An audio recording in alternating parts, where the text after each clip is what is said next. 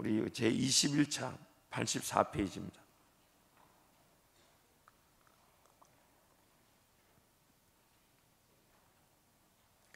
오늘 교재 제21차 모세의 언약과 예수님 84페이지, 출애굽기 19장 1절에서 14절 말씀 우리 함께 선포합니다. 이스라엘 자손이 애굽 땅을 떠난 지 3개월이 되던 날 그들이 시내 광야에 이르니라. 그들이 르비딤을 떠나 시내 광야에 이르러 그 광야에 장막을 치되 이스라엘이 거기 산 앞에 장막을 치니라. 모세가 하나님 앞에 올라가니 여호와께서 산에서 그를 불러 말씀하시되 너는 이같이 야곱의 집에 말하고 이스라엘 자손들에게 말하라. 내가 애굽 사람에게 어떻게 행하였음과 내가 어떻게 독수리 날개로 너희를 업어 내게로 인도하였음을 너희가 보았느니라. 사계가 나 내게 속하였나니 너희가 내 말을 잘 듣고 내 언약을 지키면 너희는 모든 민족 중에서 내 소유가 되겠고 너희가 내게 대하여 제사장 나라가 되며 거룩한 백성이 되리라. 너는 이 말을 이스라엘 자손에게 전할지니라. 모세가 내려와서 백성의 장로들을 불러 여호와께서 자기에게 명령하신 그 모든 말씀을 그들 앞에 진술하니 백성이 일제히 응답하여 이르되 여호와께서 명령하신 대로 우리가 다 행하리이다. 모세가 백성의 말을 여호와께 전하매 여호와께서 모세에게 이르시되 내가 빽빽한 구름 가운데서 내게 임함은 내가 너와 말하는 것을 백성들이 듣게 하며 또한 너를 영영히 믿게 하려 함이니라. 모세가 백성의 말을 여호와께 알렸으므로 여호와께서 모세에게 이르시되 너는 백성에게로 가서 오늘과 내일 그들을 성결하게 하며 그들에게 옷을 빨게 하고 준비하게 하여 셋째 날을 기다리게 하라.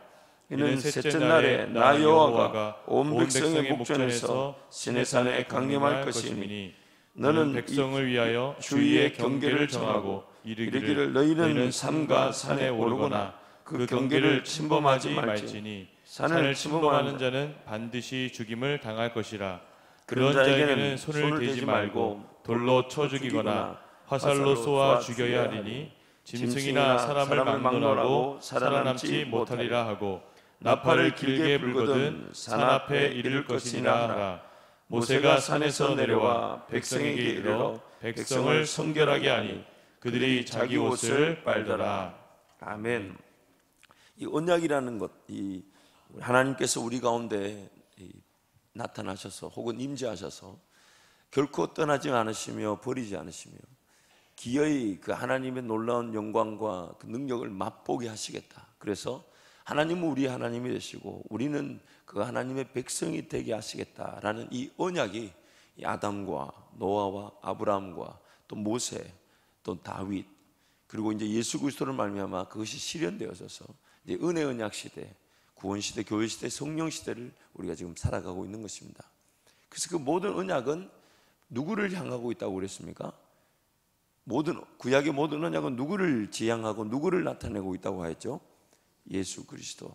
그래서 화면에 한 번 더 보여주시면 예수 그리스도를 향한 그 언약은 구약의 모든 언약은 예수 그리스도를 향하고 있다고 했습니다. 근데 그 예수 그리스도를 향하고 있는 언약은 아담의 언약과 그다음 노아의 언약과 아브라함과 모세와 그리고 다윗 언약으로 예수 그리스도를 지향하고 있다고 했습니다. 안타까운 것은 하나님의 기회적 측면에서 보자면 어떤 것을 통해서든 그 어떤 언약의 자리에서든 그것만으로도 하나님은 충분히 그 이스라엘 백성들의 하나님이 되실 수 있으셨습니다. 그 이스라엘 백성들이 혹은 하나님의 사람들이 하나님을 전적으로 신뢰하고 의지하면 어떤 언약의 형편이 있든지 간에 하나님을 분명히 의지함으로써 하나님이 그 언약만으로도 그들에겐 하나님이 되실 수 있었지만 히브리서 말씀에 의하면 그들이 하나님을 믿을 수 있었고 인정할 수 있었던 그들이 하나님께 믿음을 부합하지 믿음이 결부되지 않다 보니 결국 그 언약만으로는 그 백성들이 하나님의 진정한 백성으로의 삶을 누리지 못하더라는 것입니다. 결국 죄로 말미암아 타락한 그 세상에서 하나님은 분명히 어떤 가능성으로도 일하실 수 있었지만 그 백성의 제약됨을 인해서 그 모든 가능성으로는 안 되고 오직 예수 그리스도만이 유일한 가능성, 유일한 대안임이 제시되게 되었다는 거예요.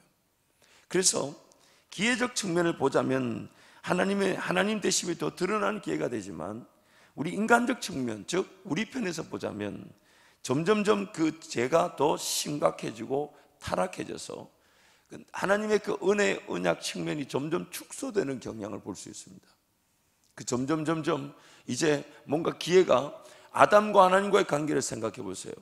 이걸 열린 언약이라고 하는데 모든 것이 가능했습니다. 아담이 하나님 그분을 인정하고 하나님께 엎드리기만 하면 모든 것이 가능한 열린 언약이었습니다.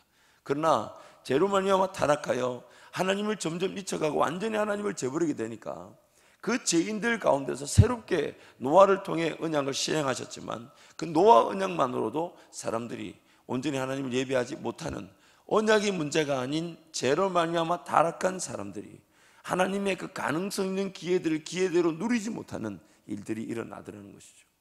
그리고 이제 그것이 이제 또 각 지역에 흩어져 살면서 하나님을 기억지 않는 세대들이 일어나니까 하나님이 기억지 않는 세대들 중에 하나님을 기억해야 될 세대를 구분해야 되는 창조의 그런 열린 언약이 다시 물의 심판을 통하여 다시 재창조하는 언약으로, 그러나 그것이 이제는 전 세계에 흩어진 그 백성들을 향하여 언약이 실행될 수 없는 한계를 가지고 아브라함이라는 한 가정을 통해 민족을 이루고자 하신 계획들, 그리고 그 민족이 민족되게 하시기 위해서 애굽으로 내려가서 거기서 사람을 키워내시고 사람을 키워낸 그들과 언약을 맺으시고, 그러나 언약을 맺었던 그들이 광야에서 불순종하고 다시 하나님의 땅에 들어왔지만 거기서도 사사기, 즉 하나님을 배반하고 업신여기는 그런 시대를 통해 하나님의 분명한 나라다운 나라를 세우기 위한 다윗의 언약, 그러나 결국은 그것이 예수 그리스도를 통해 나타날 그 언약을 그림자처럼 보여주고 있는 것입니다. 그 언약들을 자세히 보면 분명한 하나님의 하나님 되심과 우리는 하나님의 백성이 된다라는 그 내용은 변함이 없는데 강조점들이 있습니다. 아담에게는 하나님과 사람의 관계라는 분명한 강조점이 제시되고 있죠. 노아에게는 뭡니까? 사람과 사람 간의 피를 흘리지 마라. 어떤 피를 흘리든지 간에 그 피의 대가를 요구받을 것이다. 그 사람과 사람 간의 관계에 대해서 강조점을 좀 두고 있죠. 그리고 아브라함 언약은 뭡니까? 여러분, 아브라함 언약은 뭐죠? 땅을, 네가 밟는 모든 땅들을, 그 땅을, 지경을 너에게, 이 가나안 땅을 너에게 주겠다. 땅을 얘기하고요. 그리고 모세는 하나님의 백성들과 하나님 간의 법, 그 백성들을 지켜내고 하나님 나라의 근간이 되는 법에 대해서 얘기합니다. 그리고 다윗 언약에는 실제적인 그 나라, 왕국을 세우는, 그래서 그 언약 그 자체가 하나님의 하나님 되심과 우리는 그 백성이 된다는 그 언약의 내용은 동일한데 강조점들을, 그리고 그 강조점들을 자세히 보면 하나님 나라의 기틀, 하나님 나라의 기틀을 세우는 그런 것들이 하나씩 강조되어 있는 것을 볼 수가 있습니다. 그것이 결국 예수 그리스도를 향하는 하나의 그림자, 예표처럼 각 언약이 강조되고 있는 것이죠. 그리고 그 언약을 통해서 결국 이제 예수 그리스도라는 언약이 우리 가운데 주어짐으로 말미암아 예수 그리스도를 통해 새로운 완성된 그 시대가, 즉 은혜 언약 시대라 그러고 교회 시대, 성령 시대, 구원의 시대를 살아가고 있습니다. 구약의 모든 그 언약들은 우리의 타락으로 말미암아 점점점 그 한계 상황이 더 치달았다는 것이죠. 더 많은 한계들이 생겨났고 더 많은 제한들이 일어나기 시작했지만 예수 그리스도를 말미암아 성령 시대를 살아가는 오늘 우리 시대는 그 한계가 존재하지 않습니다. 그래서 예수님은 뭐라고 얘기하셨냐면 너희가 나보다 더 큰 일도 한다. 성령 시대, 은혜 언약 시대에 새로운 그 놀라운 능력에 한계가 없는, 점점 확장되어져 가는 완성된 언약의 진모를 우리에게 보여주고 있는 것입니다. 그래서 오늘 우리는 지금 이 예수 그리스도를 말미암아 예수 그리스도 그분의 은혜를 누리면서 그 은혜 언약 시대, 성령 시대, 교회 시대, 구원 시대를 지금 살아가고 있습니다. 막중한 책임이 요구되는 은혜의 시대입니다. 그것이 성령으로 말미암아 엎드려 순종하게 된다면 구약의 이스라엘 백성이나 지금 우리의 죄인됨의 이 상태, 타락은 변함이 없지만 여전히 한계, 정말 우리도 그 이스라엘 백성들과 같이 넘어질 수 있고 쓰러질 수 있고 죄를 지을 수 있는 인간적 연약함은 오히려 그때보다 지금 더 죄악의 타락됨으로 더 한계를 가지고 있을지 모르지만 성령 하나님이라는, 예수 그리스도의 성령 하나님이라는 그 은혜 시대에, 그 완성된 은혜로 말미암아 하나님을 의지하고 하나님을 더욱더 바라보게 됨으로써 구약의 이스라엘 백성들이 맛보지 못했던 한계 상황에 직면했던 하나님의 그 놀라운 나라됨, 주권, 그 자녀됨의 권세, 그것을 우리가 온전히 맛보게 되는 것입니다. 그래서 우리가 누릴 그 놀라운 은혜는 이스라엘 백성들이 그 가시적으로 누렸던 하나님과 그들과의 관계 차원을 넘어서는 실질적인 그 가시적인 걸 포함한 우리 내면의 성숙과 변화, 진정한 하나님 나라의 구성 요소들이 갖추어지게 되는 것이죠. 그래서 지금 우리에게 주어진 이 은혜 시대는 이 천국의 은혜를 고스란히 다 누린다 해도 과언이 아닙니다. 우리가 주님 앞에 서게 됐을 때 그 모든 상황들, 눈물이 없고 고통이 없고 아픔이 없는 그 하늘나라 천국의 은혜를 우리 이 땅에서 다 누릴 수 있습니다. 성령 하나님 우리와 함께 거하시면서 분명히 눈물을 흘릴 만한 일에 눈물을 닦아내며 기뻐하게 되고, 고통과 고난의 자리가 오히려 나를 성숙시키는 은혜의 자리인 줄 믿고 나를 더 죽이려고 하고 나를 더 그 고난의 자리에서 주님과 함께 동행하도록 나 자신을 쳐서 복종시키더라는 거죠. 그래서 고통이 존재하나 고통이 의미가 없고 고난이 분명히 있으나 하나님 만나는 기회가 되며 눈물을 흘릴 일이 분명히 있으나 그것이 기쁨의 눈물로 승화되어지는 이 땅의 삶이 하늘나라를 온전히 맛보는 기회가 되는 것입니다. 그래서 여러분, 그 기대감이 가슴을 뛰게 만드는 것입니다. 내 삶에 지금 이 자리는 하나님께서 나와 함께 동행하시며 어떤 것이든 승화, 하나님 그분의 능력과 권세를 맛보게 되고, 오히려 내 아픔이 하나님이 일하시는 기회가 되고 내 슬픔이 하나님의 기쁨의 기회가 되는 것입니다. 그러나 우리가 잊지 말아야 될 것은 그런 아픔이나 슬픔이 하나님이 만드신 건 아니죠. 우리 죄로 말미암아 피할 수 없는 일이 되었지만 하나님은 그런 한계를 극복하고 이기게 하시면서 하나님의 영광을 맛보게 하시는 것입니다. 이것이 이 땅에서만 볼 수 있는 은혜입니다. 저 천국 가면 이런 은혜가 주어지지가 않아요. 그래서 이 땅에서 여러분 주님을 의지하고 그 믿음의 길을 도전하고 정말 어디 곳이든 주님 나와 함께 걸어가실 것이니까, 그래서 세상이 감당치 못하는 사람들이 바로 이 땅에서 믿음의 세계를 살아가는 사람들. 그래서 여러분 이 한 주간 동안 자꾸 하나님께서 반복하게 할 말씀이, 우리가 자칫 잘못하면 하나님을 섬기는 이 신앙생활이 내 인간적 능력, 내 인간적 실력 안에 갇혀 있을 수 있다는 겁니다. 내가 할 수 있는 만큼, 내가 기도할 수 있는 만큼, 내가 하나님을 섬길 수 있는 인간적 능력 안에서만 신앙생활이 국한될 수 있다는 것이죠. 그것만큼 재미없고 힘든 신앙생활이 없습니다. 여러분 관계를 잘 생각해 보시고 여러분 삶의 그런 기쁨과 즐거움의 요소들을 한번 생각해 보십시오. 언제 기뻤는지, 언제 즐거웠는지. 물론 사람마다 그 정도는 다를 수 있겠지만 진정한 우리 삶의 기쁨과 즐거움은 하나님의 기적 같은 일들이 인내하는 가운데 우리 가운데 나타났을 때, 그때가 아니면 진정한 기쁨이 될 수가 없습니다. 사람과의 관계, 특히 하나라고 하는 한 몸이란 부부간의 관계도 한번 생각을 한번 해보세요. 정말 상대방의 비율을 맞추는 것은 불가능합니다. 특히 남편 된 입장에서 한번 생각해 보면 아내의 비율을 맞춘다, 기도할 수밖에 없습니다. 하나님께 은혜를 구할 수밖에 없었어요. 어느 장단에 맞춰야 될지를 모르겠어요. 분명히 욕먹을 것 같은데 어떨 때는 좋아해주고, 분명히 내가 잘한 것 같은데 그게 욕먹을 짓이었는지 도저히 알 수가 없어요. 모든 관계가 마찬가지예요. 우리는 우리 서로의 관계를 지킬 수가 없어요. 왜 그런가 하면 내가 나를 지킬 수가 없기 때문에. 내 생각을 지킬 수 없죠. 내 속에서 튀어나오는 그 재성을 내가 이길 수가 없기 때문에 관계를 결코 우리는 관계답게 세워나갈 능력이 없습니다. 그래서 정말 하나님의 그 기적 같은 일들, 함께 기도하며 열어주시는 은혜의 길을 걸어가지 않으면 어떤 관계도 관계답게, 그리고 그 관계에 있는 나나 너나 우리 모두가 이 하나님의 기적이 없이는 삶의 진정한 가치와 즐거움을 맛볼 수가 없습니다. 그렇기 때문에 하나님께서 우리에게 베푸신 이 언약들, 구약의 그 모든 것들, 그림자와 예수 그리스도를 예표하는 그런 것들을 보면서 오늘 우리가 누리고 있는 은혜의 특권들, 죄송하지만은 그들과 같지 않다라고 성경이 표현하고 있어요. 앞서간 그 신앙의 선배들, 구약의 선배들과 같지 않은 새 언약, 완성된 언약, 완벽한 언약. 그들의 모든 형편을 보시고 이대로 해서는 안 되겠다, 더 이상 이런 한계적 상황에만 있으면 안 되겠다. 물론 하나님은 그 언약만으로도 충분히 일하실 수 있지만 죄로 말미암아 타락한 우리가 하나님과의 그 동행의 측면에서 온전히 따라가지 못하니까 우리에게 예수 그리스도라는 이 은혜를 주셨단 말이에요. 그래서 여러분, 이것이 궁금하여지고 이것이 깨달아지기를 사모해야 됩니다. 그래서 빌립보 3장에 사도 바울이 뭐라고 얘기합니까?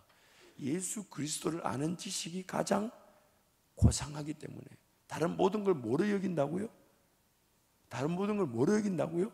배설물로 여긴다.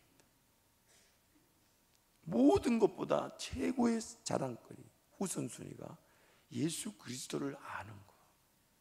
그리고 이 생명의 말씀이 누구에 대해서 얘기하는 것이라고요? 예수 그리스도에 대해서 내게 대하여 증거하는 것이다. 예수님이 그렇게 말씀해요. 내게 대하여 증거하는 거예요. 그래서 이 말씀이 어쩌면 주야로 묵상되어지고, 이게 어린 시절에 이미 외워졌어야 되고 이미 어린 시절에 많이 읽어졌어야 되는데 이미 읽어진 줄 믿습니다. 여러분, 그러니까 우리가 지금 이빨을 꽉 깨물고 종종 보면요, 우리 이 자리에도 그런 청년이 한둘이 있는데 옛날에 신앙생활 안 한 것이 지금 너무 천추의 한이 되는 거예요. 그리고 이제부터 막 제대로 덤벼드는 거예요. 모든 거 완전히 죽게 올인하는 거예요. 그러면서 얘기하는 거예요. 막 제가 그래 조금 몸도 보살피고 조금 천천히 가자 해도 저분 뭐라는 줄 알아요? 목사님, 분명히 자기가 실수한 건 아니까 뭐라는 거예요? 옛날에 놓친 시간들, 제가 그 한 맺힌 소리를 좀 녹음을 해놨으면 굉장히 도전이 될 텐데, 그러면서 지금 막 그 시간들을 정말 발판으로 타산지석으로 삼고 주님께 덤벼드는 그 모습, 그 얼마나 귀한지 모릅니다. 저와 여러분도 그 청년들이 그 정도면 우리는 어떻게 해야 될까요? 잠이 오면 안 될 줄 믿습니다. 아멘을 안 하시네요. 그래서 여러분, 우리가 그런 것들을 생각하면서 오늘부터라도 다시 하나님 말씀을 묵상하고 그 말씀을 통해 내 삶의 적용점들, 도전할 부분들, 주님이 오늘이라도 가자 하시는 그 은혜의 길들, 어떻게 길이 열려질지 몰라요. 그러나 예수 그리스도 이름 앞에 서게 되면 분명히 은혜를 베풀어 주십니다. 이 모세 언약의 내용 중에서 두 가지 내용을 조금 살펴보면요, 첫 번째는 이 언약 자체가 하나님 앞으로 달려 나올 수 있는 조건적 이 율법이 아니었다는 거예요. 하나님 앞으로 달려 나오기 위해서는 이런 법들을 지켜야 되고 저런 법들을 지켜야 된다라는 조건적 법, 즉 율법주의적 그 약점에 빠지면 안 된다는 것입니다. 이스라엘 백성들의 지금도 유대인들의 이 잘못된 점이 무엇입니까? 하나님 앞으로 달려 나오기 위해서는 이런 법들, 십계명들을 지켜야 된다는 거죠. 그런데 하나님이 이 율법을 모세를 통해 그들에게 주셨을 때는 그들에게 지키는 것이 조건이라고 해서 준 것이 아니라는 얘기예요. 만약에 이 율법, 모세에게 시내산에서 주셨던 이 율법이 그들이 지켜야만이 하나님께 달려 나올 수 있는 근거가 된다면 시내산에서 주어질 것이 아니라 그들이 애굽 땅에서 종살이하고 있을 때 이미 줘야 돼요. 줘서 너희들이 이걸 지키면 하나님이 10가지 재앙으로, 특별히 그 마지막 6월절 그 언약으로 그들을 구원해내는 그 역사가 율법을 줘서 지키고 난 다음에 이루어져야 되지만, 하나님 그들에게 그 법을 줘서 지킨 다음에 일을 하신 것이 아니라 이미 그들을 애굽에서 꺼내어내시고 나는 너희 하나님이다, 이미 그 관계를 선포하시고 그리고 그 법을 주셨다는 거죠.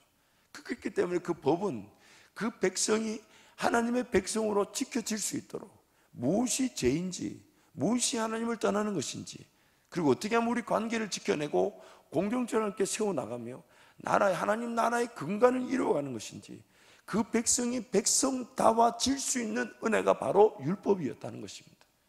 그래서 우리는 예수를 믿고 난 다음에 이 율법의 은혜들이 오늘 우리에게는 예수 그리스도라는 그 은혜의 법으로 승화되어져서 직접적으로 예수께서 이뤄놓으신 율법 위에서 이제는 성령이 그 율법의 조항들 하나하나가 우리의 관계들 통해서 이루어질 수 있도록 우리를 인도해 가시기 때문에 지킬 수 있는 우리가 지킬 수 있는 법이 아니라 성령이 우리로 하여금 지켜지게 하시는 은혜, 굉장히 큰 차이가 있습니다. 우리가 지킬 수 있는 법이 아니라 우리는 할 수 없기 때문에 하나님 앞에 은혜를 구함으로써 하나님이 성령을 통해 우리 가운데 지켜지게 하는 하나의 열매로 드러나게 하는, 그리고 그 열매의 맛을 본 사람들은 이제는 자기가 의도적으로 이 법을 지키려고 합니다. 성령 하나님의 지켜지게 하시는 은혜를 맛보면서 이제는 자기가 그 은혜를 사모하여 자기를 쳐서 복종시키고 날마다 자기를 먼저 죽이려고 함으로써 성령이 지켜주시는 은혜를 사모하게 되더라는 것이죠. 이것이 바로 은혜인 것입니다. 이게 바로 은혜인 거예요. 그래서 뭔가 내가 하나님 앞에 달려나올 때는 하나님이 그 어떤 것도 요구하지 않으십니다. 예수 그리스도 그분 의지하면 인생의 어느 순간에 어떤 죄를 지었고 어떤 상황이 있든지 하나님 관계치 않으시고, 예수 이름 의지했다는 그 하나로 이미 하나님과 관계가 회복되어졌다라고 말씀합니다. 그리고 그때부터 이제 하나님과 함께 동행하는 그 길을 걸어가는 거죠. 그래서 어제도 말씀드렸죠. 예수 이름으로 달려나와 성령 하나님이 내 삶을 이끌어 가실, 그러나 보이지 않는 그 믿음의 세계 영역의 그 능력과 권세, 인도하심을 여러분 관거하지 마십시오. 쉽게 무시하지 마십시오. 우리가 보이지 않는 길이나 예수 이름으로 무릎을 꿇은 그 순간부터 하나님이 어떤 방식으로 우리 눈에 불가능한 일을 가능케 만드실 수 있으시고, 닫힌 문을 여실 수 있고 없던 길도 있게 만드실 수 있으십니다. 어떻게 그 일이 일어날지 몰라요. 그리고 거기서부터 우리 신앙생활은 진정한 기대같이 인내하며 하나님의 영광을 보게 되는 것입니다. 그래서 이 율법이라는 것 자체, 그래서 여러분 종종 그런 표현을 쓰잖아요. 담배를 피고 계신다, 걱정하지 마세요. 담배 피면서 교회에 나오십시오. 물론 건강에 좋지 않기 때문에 추천하기는 좀 그렇지만, 담배 피는 것 때문에 교회 나가기 불편하다, 담배 피면서 교회 나오십시오. 술 때문에 못 나는데 걱정하지 마십시오. 만취 상태로 오셔도 괜찮습니다. 만취 상태로 미안해서 안 오는 게 낫겠어요? 교회 오는 게 낫겠어요? 하나님 보실 때는 그게 얼마나 귀한 일입니까? 예배당에 와서 존다, 괜찮습니다. 집에서 편안하게 자도 되는데 주님 섬기게 달려와서 피곤한 몸으로 졸 수 있습니다. 가끔 옆에 조는 분들이 있거든요. 한번 쓱 한번 만져주시고, 잠이 깰 것 같으면 만지지 마십시오. 얼마나 그 시간이 얼마나 꿀잠인데요. 제가 여러분이 혹시 지금까지 제가 설교하는 중에 조는 분은 많이 보진 못했지만, 혹 조는 사람이 있으면 제 마음에 두 가지를 느낍니다. 첫 번째, 저렇게 피곤한데도 와준 것만 해도 감사하고, 그렇잖아요. 그 피곤한데 이 주에 전에 오신 것만 해도 감사하죠. 두 번째, 내가 뭔가 문제가 있어. 설교자가 문제가 있대. 설교자 좀 더 기도 깨어있고 좀 준비를 잘했어야 되는데 준비를 못했기 때문에 이렇게 졸게 만든 거 아닌가라는 자성의 소리를 늘 가지고 있습니다. 그러나 여러분, 그렇게 우리 연약함에 불구하고 그렇게 나오는 것마다 감사한 거죠. 왜요? 우리는 뭔가 자격을 갖추고 법을 지켜내고 내가 하나님의 자녀이기 때문에 예배하러 나올 수 있는 사람은 아무도 없습니다. 단 한 명도 없습니다. 성경이 이렇게 말하죠. 의인은 없나니 아무도 없다. 그래서 저번에 두 가지 제가 표현을 드렸잖아요. 병원에 갈 때에 병 고치고 가는 사람이 있습니까? 병원에 갈 때 뭐하러 갑니까? 조금 얘가 병원보다 못하지만 정말 실질적인 예, 목욕탕에 때 밀고 가는 사람 있나요? 뭐하러 갑니까? 때 밀러 가잖아요. 목적이 주에도 교회 올 때 뭐하러 옵니까? 의인들이 옵니까? 아니요, 죽을 죄인들이 오는 것이에요. 그렇기 때문에 우리 교회 이 정도 규모라면 제가 느끼기에는 대한민국 교회의 전형적인 모든 죄인들이 다 모였다고 봐야 돼요. 아니, 그렇지 않을까? 이 정도 인원이면, 그래서 이 죄가 이 표현 좀 죄송한데 미안한데, 각가지 죄가 다 일어날 수 있는 우리 한밭제일교회예요. 이렇게 생각하시면 돼요. 성경에 나오는 모든 죄는 우리 한밭제일교회에서 다 볼 수 있다. 자랑하자는 게 아니라 어디 가가지고 제보로 오라고 자랑하자는 게 아니라, 그렇기 때문에 성경이 이렇게 말하잖아요. 죄가 더한 것에 은혜가 더하다. 그래서 이 죄인들의 숫자가 많은 만큼 은혜의 경우의 수가 더 많아지는 것이죠. 결국 누가 영광을 받으시는 겁니까? 하나님이 영광을 받으시는. 그래서 여러분, 관계를 생각하실 때 하나님과 나의 관계에서 내가 뭔가 좀 더 다스리고, 그래서 그걸 좀 더 확대 적용하자면, 뭔가 내가 얻은 다음에, 뭔가 내가 좀 갖춘 다음에, 뭔가 내가 좀 가지고 있는 다음에, 그리고 하나님께 달려나오겠다, 그런 관계를 약간 뒤로 두는 경우는 있을 수가 없습니다. 예수 그리스도를 말미암아 하나님께 달려나는 그 은혜의 관계가 아니면 어떤 관계도 하나님께는 소중하지 않습니다. 어떤 관계도 그냥 없는 모습 그대로, 있는 모습 그대로 그저 주님께 달려나가는, 그것이 내가 지금 생각할 때 세상을 살아가는 방법일 뿐 아니라 하나님이 영광을 받으실 길로 내가 인도되어지는 유일한 길이 되는 것입니다. 그리고 사람과의 관계도 마찬가지예요. 우리 모두 다 의인은 한 명도 없습니다. 앞으로도 저 사람 일 잘하네 이 소리보다 저 왜 저러지? 라고 생각될 때가 더 많다고 봐야 돼요. 그래서 우리 관계는 항상 자세를 어떻게 취해야 되냐? 무조건 기다려줘야 될 수 있고, 인내해 줄 수도 있고, 용납해 줘야 된다. 용납해 줘. 그게 아니면 안 됩니다. 어떤 공동체도 살아남을 수가 없어요. 그렇기 때문에 항상 하나님과 나와의 관계에서 언제든 예수 이름 의지하여 달려나간다는 거, 그리고 그때부터 성령 하나님의 그런 믿음의 세계 역사를 관가하며 무시하면 안 된다는 거 잊지 마시고, 또한 우리 성도들과의 관계에서는 사랑을 해주는 관계, 주는 것이 받는 것보다 귀하다. 사랑을 주기만 하는 관계. 왜냐하면 늘 우리끼리는 실망할 수 있다는 거 잊지 마시고, 늘 사랑만 하고 용납만 하고 이해하고 받아주리고.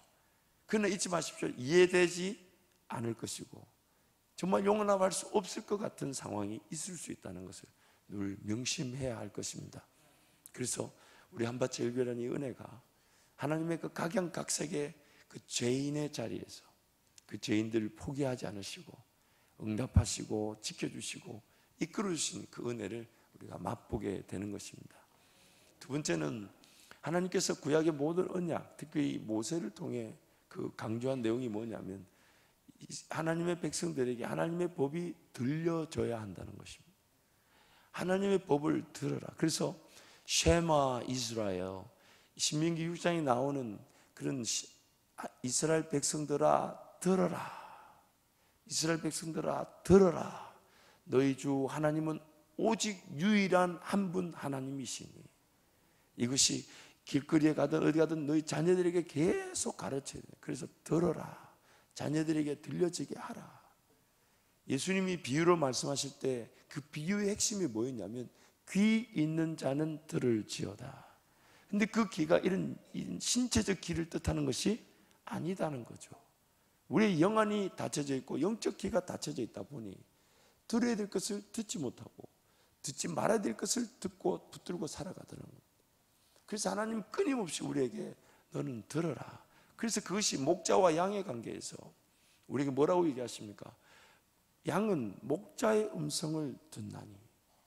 그래서 목자의 음성을 듣고 따라가면 푸른 초장, 맑은 시냇물가에 이르게 되는데, 다음에 한번 그런 설명하고, 지금 목장 대신방 때 제가 그 예화를 거의 반복해서 쓰고 있는데, 제가 이스라엘 갔을 때 그 새벽에 이제 우리 제가 있었던 곳이 베들레헴을 앞에 둔 보아스의 뜰, 즉 그 보아스와 룻이 만났던 다장마당에 그 선교사님이 그 지역으로 추종되는, 그게 이제 선교사님이 선교센터를 지어 놓으셨어요. 그래서 거기서 이제 지냈는데, 새벽에 이제 새벽기도를 하면 정면에 보면 베들레헴이 보입니다. 그 베들레헴은요 산 위의 동네입니다. 그 예수님이 산 위의 동네에서 태어나셨잖아요. 그래서 뭐라고 얘기하셨냐면 산 위의 동네가 숨겨지지 못한다.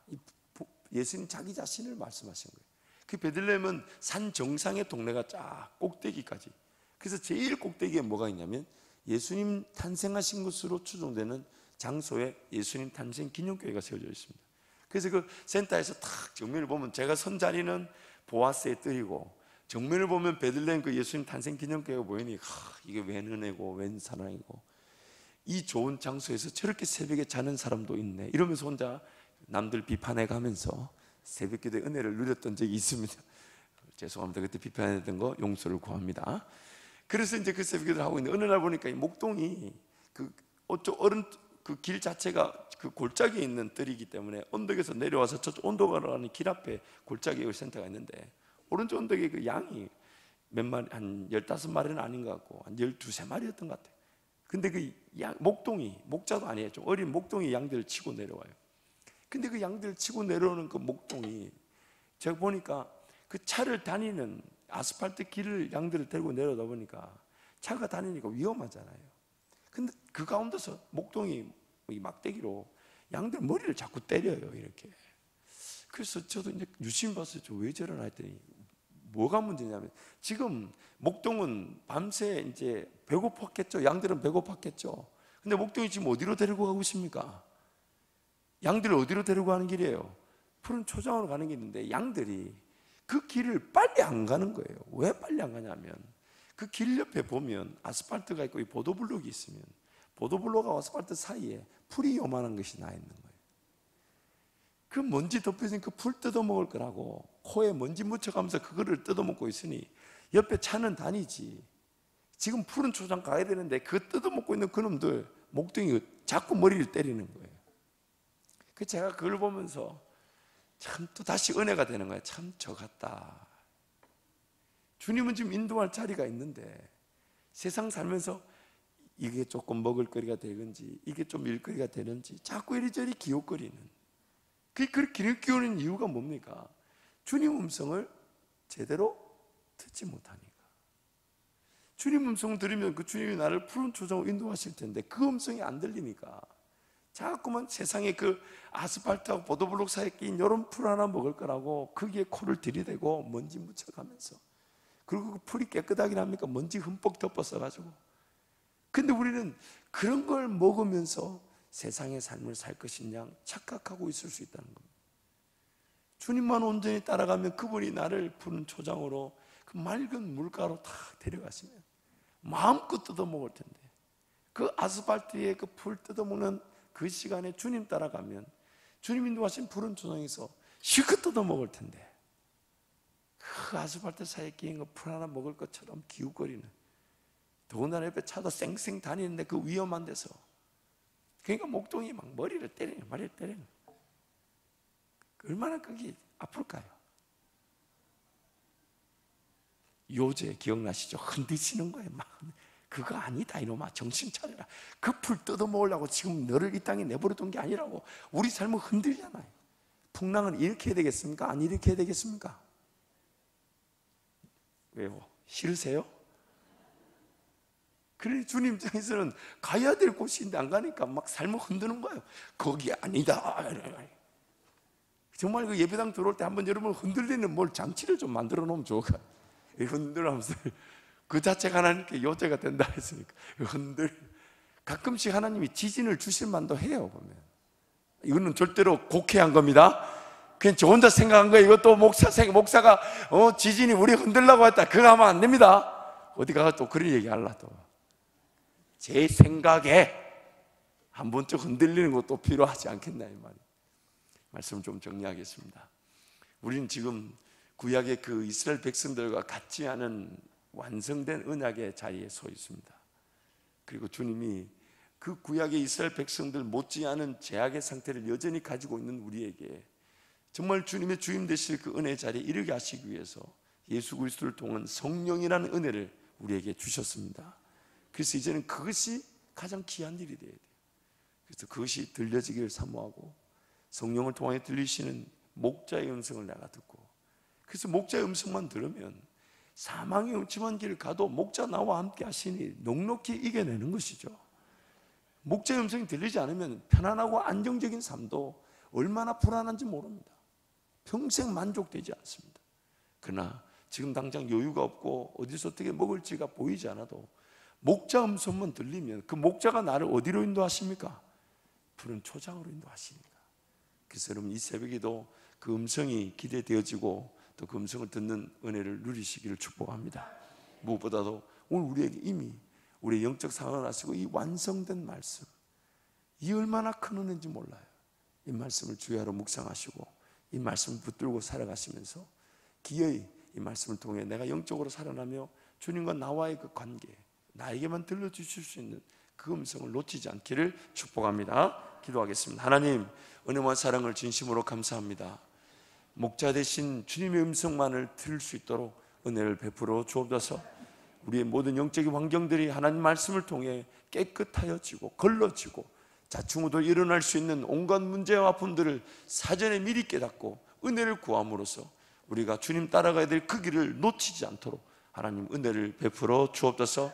구약의 그 모든 언약들을 초월하고 완성시킨 예수 그리스도, 그리고 그분의 성령 하나님의 그 은혜를 마음껏 누리면서 오늘 이 땅에서 저 하늘나라 저 천국의 영광을 보는 우리 귀한 성도들의 삶이 되게 축복해 주옵소서. 예수님 이름으로 기도합니다.